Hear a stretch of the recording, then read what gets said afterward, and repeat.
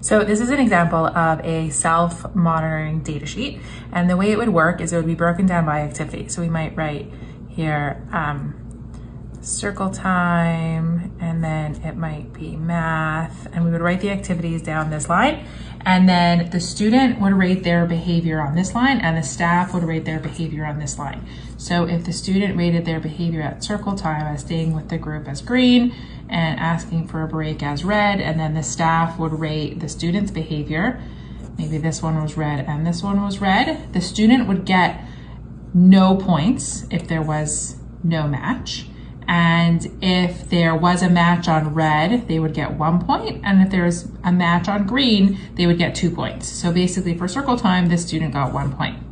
Now they would do the same thing for math, and the student would rate their behavior during math, and the staff would rate the student's behavior, and then they would rate their behavior on asking for a break, and they would add up the points. And here the student would get 2 points because there's a match on the green, which is the behavior that we want to increase. And these behaviors can be individualized for the student. It's whatever you want to increase for that student or make him or her aware of.